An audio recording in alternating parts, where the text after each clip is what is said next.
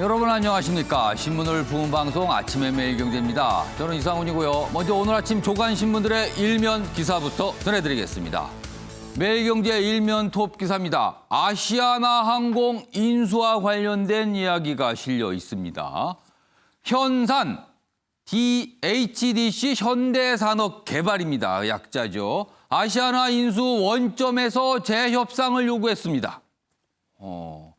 아시아나항공, 요즘에 항공산업 굉장히 어렵다는 말, 우리나라뿐만 아니라 전 세계에 적용되는데 이 상황에서 재협상 얘기가 나온 겁니다. 이달 27일 거래 종료일 연장, 채권단도 협상 수용 전망이다. 현대산업개발은요, 가격 인하를 요구할 듯하다. 기간산업기금 투입 가능성도 있다. 원래 사려고 생각했던 것보다는 상황이 달라졌다. 굉장히 경기가 안 좋고 항공산업 어려우니까 뭔가 좀 바꿔야 되는 거 아니냐, 재협상하자, 이런 얘기입니다. 다음은 서울신문 보겠습니다. 연락 채널 모두 끊어버린 북한, 2년 평화 찍고 남을 적으로 돌렸습니다. 대남 사업이 아니라 앞으로는 대적 사업을 하겠다고 했어요. 적을 대하는 문제로 가겠다는 겁니다. 대북 전단 비난 5일 만에 통신선을 다 끌었습니다. 청와대와 노동당사 한라인도 즉각 폐기됐고요. 연락사무소 다 끊어졌습니다. 김여정, 대남 업무는 이제 대적 사업으로 전환된다. 이렇게 밝혔어요. 자, 청와대는 당혹감, 통일부는 평화 위의 노력, 원칙적인 얘기만 하고 있습니다. 이번엔 조선일보 보겠습니다. 코로나 급할 땐 부려먹고 전세 버스 값도 안 주는 정부. 이게 무슨 얘기일까요, 지금? 입국자 수송 전세 버스 2,100여 대에게 요금 비싸다며 넉 달째 지급하지 않고 있다고 합니다. 그럼 그동안 운영을 어떻게 한 건가요? 운영은 그 기사분들 등이 스스로 알아서 일단 하고 있답니다. 돈을 원래 준다고 했었는데 아직까지 지급이 안 되고 있다는 내용이네요. 그리고 대구 간호사들도 수당을 못 받고 있다. 이 부분요, 오늘 조선일보만 나온 기사인데 사실관계 여부 추가적으로 확인 들어갈 텐데 만약에 이런 사실들이 확인된다면 이거는 뭔가 설명이 좀 있어야 될 것 같습니다. 안 주는 건지 못 주는 건지 이런 부분에 대한 설명도 필요해 보입니다. 마지막으로 한국일보 보겠습니다. 고3 학생들 불리하지 않도록 대학별 입시 대책 만든다. 코로나19 여파로 고3 학생들 거의 석 달 동안 학교를 못 갔죠. 차질을 빚은 겁니다. 수업이야 온라인 통해, 화상을 통해 했지만요. 학교에서 직접 대면을 통해서 해야 되는 활동을 제대로 하지 못한 거예요. 그러자 불리하다는 얘기가 나오니까 어제 교육당국이 고3들 불리하지 않도록 고민해서 뭔가 조치를 내놓겠다. 이런 입장을 밝혔습니다. 지금까지 일면기사 짚어봤고요. 오늘도 네 분 패널 자리하셨습니다. 한 분씩 소개해드리겠습니다. 먼저 정훈과 맨비엔 논설실장 자리하셨고요. 그 옆에는요. 최양호 현대경제연구원 고문 나오셨습니다. 그리고 변환봉 변호사도 나오셨고요. 마지막으로 오창석 시사평론가도 자리하셨습니다. 안녕하세요. 네, 반갑습니다.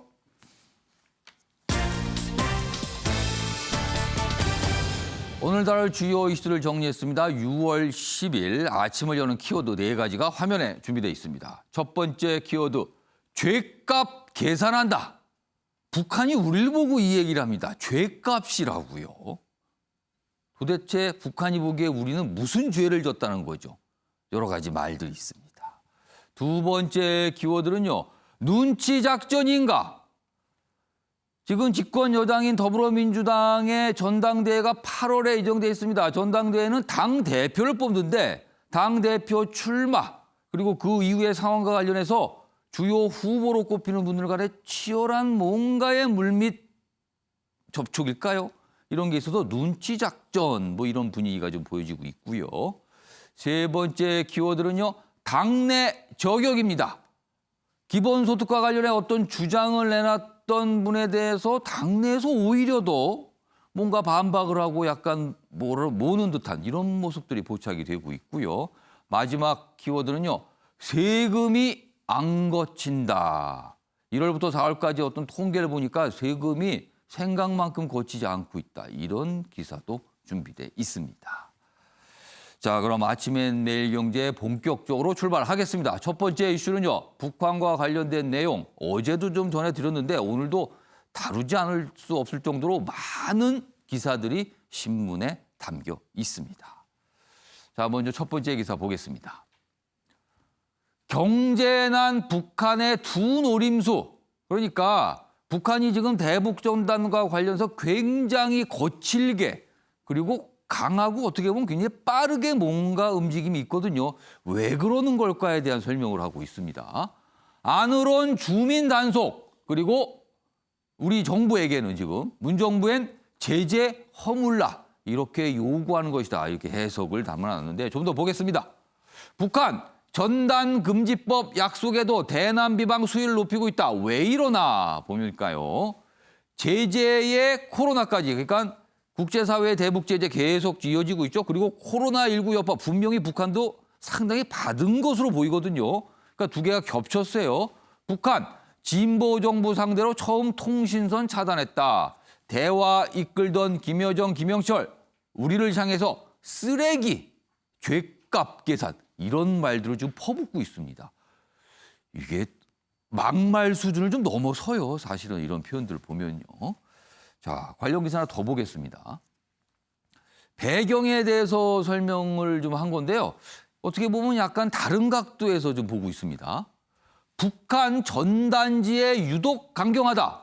코로나 확산 우려 때문일까? 뭔가 추정, 그리고 전문가들이 어떤 추정을 남겼는데 사실은 대북 전단지를 보낸 게 하루 이틀은 아니에요. 굉장히 오래됐고 그동안 북한이 상당히 별다른 반응은 없었어요. 그런데 이번에 유독 굉장히 민감한 반응을 보이고 있거든요. 그러니까 혹시 단순히 대북 전단의 어떤 내용, 그동안의 행태가 아닌 다른 이유가 있는 거 아닌가? 그걸 추정해 보니까 혹시라도 대북 전단지나 그 넘어가는 물건에 코로나19의 확산, 그러니까 코로나균이 묻어 있을 우려.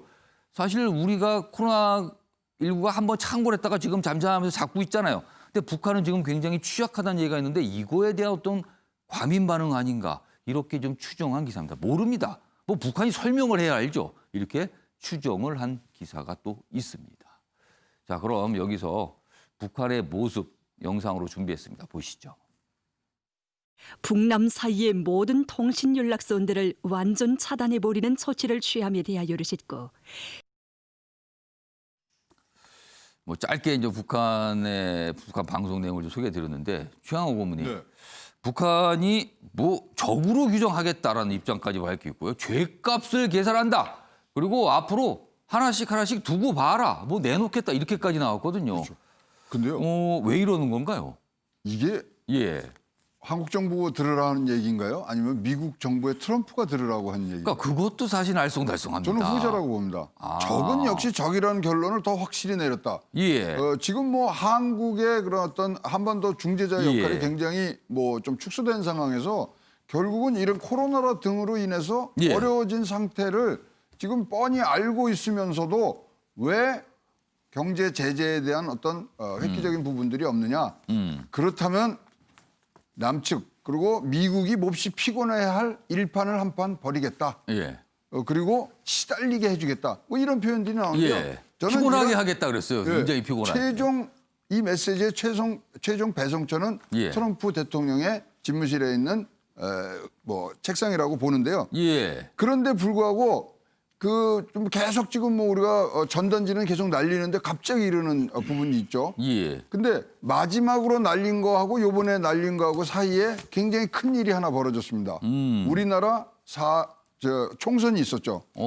그렇다면은 총선에 압승한 정부와 여당이 분명히 이제는 뭘 할 수 있는 여지가 생겼는데 왜 안 해? 힘이 있는데 왜 안 하는가? 아이 빨리 우리 지금 코로나 때문에 죽겠는데 경제제 때문에 죽겠는데 아니 빨리빨리 왜 안 했습니까? 그렇지만 좀 미국에 가서 좀 얘기도 하고 예. 아니, 듣자 그러니까 G7에도 초대받아서 G11이 된다는데 예. 자극을 막 하는 것 같아요. 그래서 지금 모든 얘기들은 한국을 뭐 남한을 때리고 뭐 이러는 예. 부분들은 지금 결국은 트럼프와 얘기를 할 뭐 일단 빌미와 이런 예. 것들을 명분들을 쌓아가는데요. 굉장히 재미난 게 왜 예. 그런 생각을 갖게 되냐면 모든 통신 끊었잖아요. 예. 유엔사하고의 통신망은 안 끊었습니다. 그럼 유엔사는 곧 미국과 연결될 수 있다. 그렇죠. 그런 부분이 하루에 2번씩 계속 연락이 예. 되고 있거든요. 자, 이런 것들을 종합했을 때 자, 이제 한국이 미국을 조금 더 강력하게 해주고 예. 약한 고리들이 있잖아요. 제재의 약한 고리를 예. 한국이 먼저 뚫고 나오고 그거에 따라서 미국과 또 그거에 대해서 얘기를 해주고 예. 등등의 지금 굉장히 강력한 메시지를 지금 보내고 있다. 저는 이렇게 보는데 이러다 보니까 예. 강력한 메시지에 뭐 항상 예. 대표적인 게 일단 뭐 미사일을 쏜다든가 이런 부분들이 될 수 있기 때문에 예. 두 가지의 그런 어떤 경제난 플러스 빨리 제재를 예. 풀어야 되는 것이 뭐 최종적으로 예. 미국의 어떤 예. 합의가 있지 않는다는 그러한 인식에서 나왔다. 그 미국에게 신호를 보내기 위해서 우리를 때리는 거다 이런 분석이신데 지금 미국 트럼프 대통령이요. 코로나19 때문에 거의 정신없는 데다가 인종차별 관련 시위까지 겹쳤죠. 그리고 대선 국면이다. 북한에 대해서 반응을 보일 여지가 있을까요? 근데 이제 예. 이제 경제 재개를 하고요. 예. 전 세계가 좀 경제를 부양하기 위해서는 한번 풀어주는 모멘텀이 분명히 오거든요. 이게 뭐 미국만 지금 제재를 풀어서는 안 되고 다 같이 풀어야 되는 그때쯤이면은 되지 않겠느냐. 예. 좀 선제적인 공격이라고 보여집니다. 자, 북한이 이런 모습을 보이고 있고요. 지금 여러 가지 해석이 있습니다. 뭐 미국을 들으라고 한 얘기다. 뭐 아니고 다른 의도가 있다. 여러 가지 분석이 있는데 이와 관련해서 우리 정치권 뭐 직접적으로는 좀 영향을 받고 있죠. 그리고 반응도 보이고 있습니다. 기사 하나씩 보겠습니다. 자, 먼저 지금 여당 쪽에서 나오는 반응들이 좀 소개가 돼 있습니다. 대북 전단 살포 막아야 한다. 뭐 법으로 제정했다. 금지법 만들겠다는 얘기 이미 나왔죠. 그리고 판문점 선언 이거 비준해야 된다. 국회에서. 뭔가 이 문제를 지금 상황을 타개하기 위해서 뭔가 적극적으로 북한이 원하는 뭔가를 적극적으로 해야 된다. 뭐 이런 주장이 나왔어요. 일기 청와대 참모 출신 여당 의원들 여론전에 앞장서고 있다. 한국일보는 이렇게 좀 평가를 하고 있고요. 내용 보면 윤건영, 진성준 의원 등 나서서 해법을 제시했다. 이렇게 돼 있는데 반면에 통합당은 굴욕적이다. 뭐 이렇게 또 반발을 하고 있거든요. 다음 기사 하나 더 보겠습니다. 자, 미래통합당 김종인 비대위원장. 북한 욕설 다 들어가며 그냥 지나가서는 안 된다. 이거 묵고할 수 없다. 이거 이대로 넘어가면 안 돼. 뭐 원한다고 들어주면 안 된다. 이 지경까지인데 이렇게 또 반발하고 있는 거예요. 유엔 인권보고관 북한 비판, 탈북자에 대한 욕설 중단하라. 지금 김여정 그리고 북한 당국, 북한 매체를 통해서 어떤 비난 퍼부는 게 우리 당국도 있지만요. 탈북자에 대해서 굉장히 거친 표현. 욕설 이상의 수준, 어떻게 보면 굉장히 섬뜩한 표현까지 써가면서 비난하고 있거든요. 이와 관련해서 탈북자에 대한 욕설 중단하라 이런 비판도 나오고 있습니다. 자, 그럼 여야의 이야기 영상으로 확인해 보겠습니다. 남북 정상 간에 있었던 합의 사항이 제대로 지켜지지 않는 것에 따른 북측의 누적된 불만 같습니다. 좀 대표적인 게 네. 이제 대북 전단지 살포인데요. 이게 분명하게 4.27 판문점 선언에서 남과 북 정상이 합의했던 부분입니다. 전단지 살포 금지가 아예 있습니다. 그 표현까지 있었던 거군요. 2조 1항에 있습니다. 예. 입장을 바꿔놓고 생각하면 예. 우리의 최고 지도자에 대해서 상대 국가가 모욕하는 전단지 살포를 만약에 한다면 그것도 더욱이 그 나라가 싫어서 나온 사람들에 의해서 벌어지고 있다라고 하면 그건 자극하는 문제임에는 분명한 겁니다. 특히 우리가 동족이기 때문에 북한과의 좋은 관계를 갖고 협력을 한다는 점에 있어서는 아마 거기에 대해서 거부할 사람이 없다고 생각합니다. 그러나 일방적으로 북한에 의해서 유혹을 받고 같은 욕설을 다 들어가면서 아무렇지 않은 그냥 지낸다는 것은 참 우리 국민들이 묵과할 수 없는 것이 아닌가 이렇게 생각을 합니다. 이렇게 자, 북한 문제는 참 이중적입니다. 두 가지가 겹쳐 있거든요. 동족이란 측면 항상 있고요. 또 반면으로 우리와 전쟁을 벌인 적이란 측면까지 있거든요. 그래서 우리 사회에서 각각 어느 쪽에 방점을 두냐에 따라서 완전히 다른 해법, 완전히 다른 반응들이 나오는 것 같습니다. 자, 정은갈 실장님, 정치권 반응 뭐 이번에도 역시 갈립니다. 이거 어떻게 좀 보셨어요? 제가 얼마 전에 윤견영 의원을 만나서 예. 도대체 북한이 왜 이러는가에 대해서 한번 직접 들어봤습니다. 그러니까 앞서도 설명을 했습니다마는 예. 있는 그대로 한번 봐주는 게 중요하다.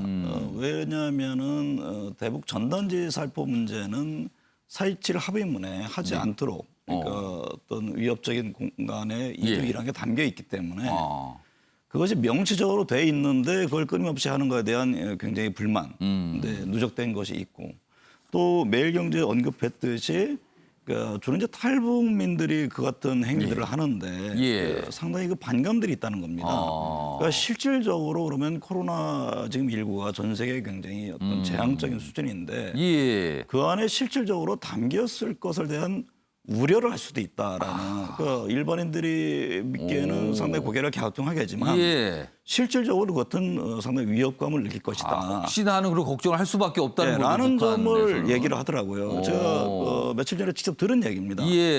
그러면서 이 문제에 대해서 그러면 우리 정부가 즉각적인 대응을 어떻게 하는 것이 맞는 것이냐. 물론 우리는 이제 다각적인 대응 여러 가지를 수순에 대한 예견된 예를 들면 북한도 지금 단계적 대응을 하겠다라고 했거든요. 상당히 위협적인 것이죠. 그에 맞춰서 여러 가지 이제 보완을 갖고 있습니다만 첫째는 그 의도를 좀 잘 읽어야 된다는 점. 그러니까 이게 왜 저 같은 표정과 저 같은 언행들을 할 것인가에 대해서 앞서 최고원 말씀하셨듯이 여러 가지 다목적인 게 있습니다. 그러니까 미국의 11월 대선이 있거든요.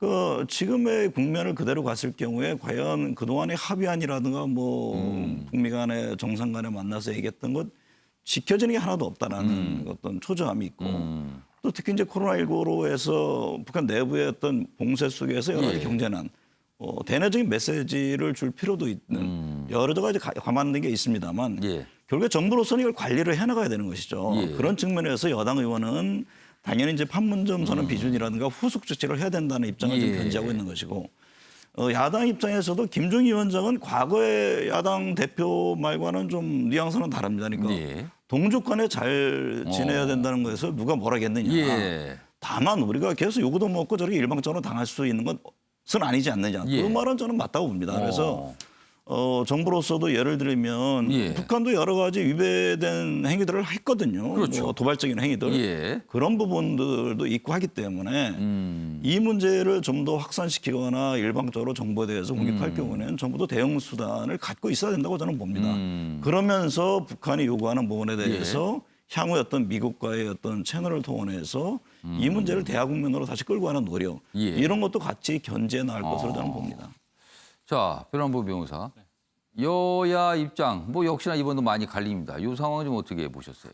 여야 입장은 각자 보고 싶은 면만 보고 있는 것 같은데 정우가 실장이 말씀하신 면이 가장 정확한 지적이 아닌가 싶습니다. 물론 이제 뭐 평화를 위해서 뭐 북한에 대해서 유화적인 제스처도 취하는 것도 필요하겠지만 국민의 자긍심이라든가 언제까지 북한에 끌려갈 것이냐라는 현실적 고려도 할 수밖에 없겠죠.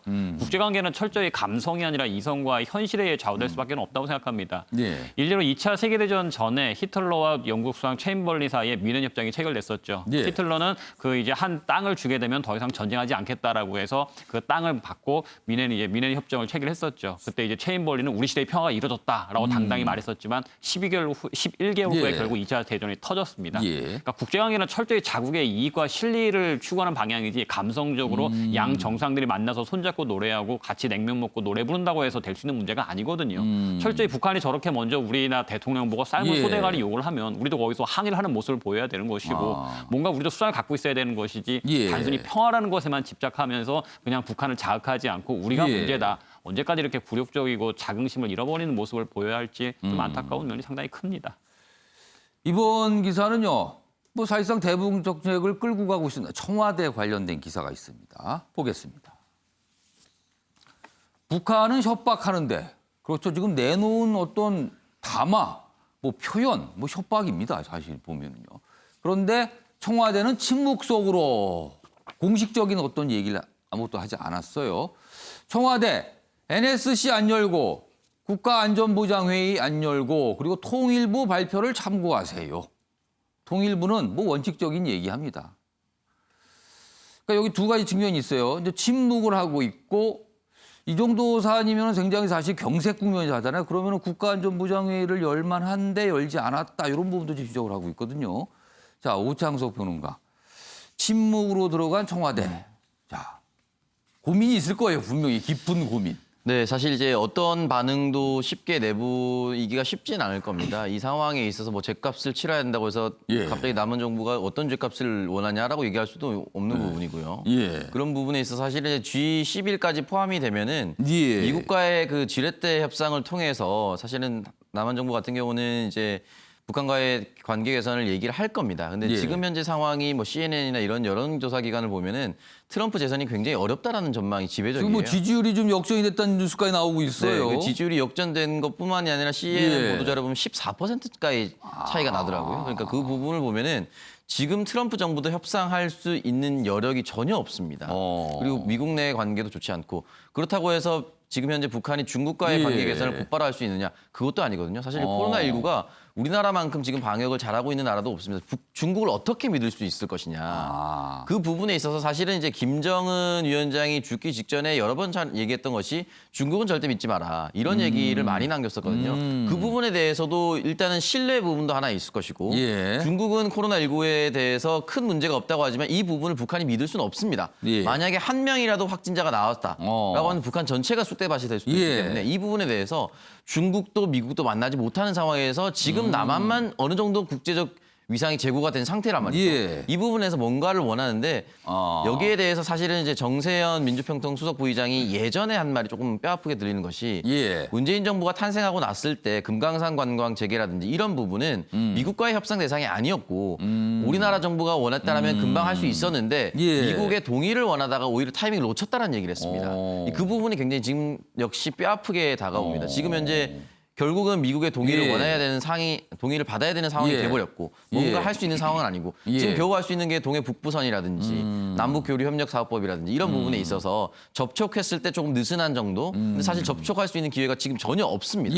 그런 부분에 있어서 법적인 제도적인 장비를 다 마련을 했는데 실질적으로 추진할 수 있는 힘 자체가 없어졌다 보니까 청와대는 이러지도 못하고 저러지도 못하는 이런 교착 상태가 될 수밖에 없는 것 같습니다. 사실 뭐 정치권에서는요. 최소한 이 정도면 통일부 정도가 유감 표명이라도 해야 되는 거 아니냐 이렇게까지 나오는데 근데 전혀 그런 건 없거든요. 그냥 얘기를 안 하고 있는 단계예요. 그냥 아무것도. 그 김현철 통일부 장관이 그 축사 장관이라는 조롱섞인 말을까지 들으면서 취임 이후에 사실 한 것이 없고 물론 이건 김현철 장관의 잘못이라고 보기는 좀 어렵긴 합니다만 상황적인 요인도 있었겠죠. 상황적인 요인인데 진짜 공교롭게도 취임하고 나서 북한과의 그 관계가 너무 안 좋아지다 보니까 진짜 할 수 있는 것이 없습니다. 근데 지금 이 상황에서 또 역시 통일부 차원의 어떤 발표를 할 수도 없는 것이 통일부의 입장 자체가 청와대 입장인 것이거든요. 그렇죠. 그러다 보니까 통일부 장관의 메시지라든지 통일부 대변인의 메시지 역시 청와대와 함께 가다 보니 어떤 메시지를 내기가 어려운 상황인 것 같습니다.